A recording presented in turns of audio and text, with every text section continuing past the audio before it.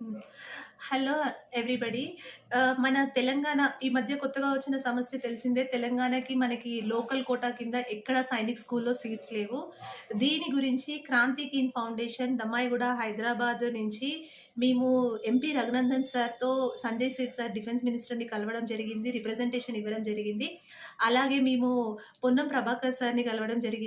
అలాగే శ్రీధర్ బాబు గారిని కూడా కలిస్తే సార్ ఎడ్యుకేషన్ డిపార్ట్‌మెంట్‌లో ఐఏఎస్ హరిత మేడంకి రిప్రజెంటేషన్ ఇయ్యమన్నారు. మేము ఆ ఎడ్యుకేషన్ డిపార్ట్‌మెంట్‌లో రిప్రజెంటేషన్ ఇచ్చాము మా క్రాంతి కీన్ ఫౌండేషన్ నుంచి.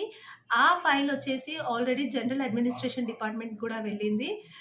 వాళ్ళు ఈ ఫైల్ చూస్తున్నారు. తెలంగాణకి ఎలాగైనా సైనిక్ స్కూల్ కావాలి అని. అలాగే ఇప్పుడు రాసిన పిల్లల్ని తెలంగాణకు లోకల్‌గా కన్సిడర్ చేయాలని అనుకుంటున్నారు. అండ్ ఇంకొకటేంటి, ఈరోజు మేము లేటెస్ట్‌గా ఎంపీ మల్కాజ్గిరి ఎంపీ ఈటెల రాజేందర్ సార్‌ని కూడా కలవడం జరిగింది. సార్ గూడా సార్ గూడా కంపల్సరీ ఈ తెలంగాణకు సైనిక్ స్కూల్ వచ్చేంత వరకు ఈ తెలంగాణలో రాసిన 20,000 మంది పిల్లలని ఆహ్, త లోకల్‌గా కన్సిడర్ చేయమని, అండ్ అలాగే తెలంగాణకి కంపల్సరీ 1, 2 స్కూల్స్ తీసుకొద్దాము అని, ఆ విధంగా మనం ప్రయత్నిద్దామని హామీ ఇవ్వడం గూడా జరిగింది. ఆహ్, కంపల్సరీ మన తెలంగాణకి అతి తొందరలో సైనిక్ స్కూల్ వస్తుందని భావిస్తున్నాము.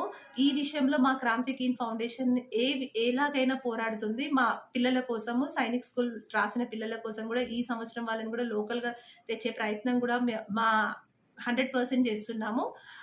కంపల్సరీ మన తెలంగాణకి న్యాయం జరుగుతుందని కోరుకుంటున్నాము. Thank you.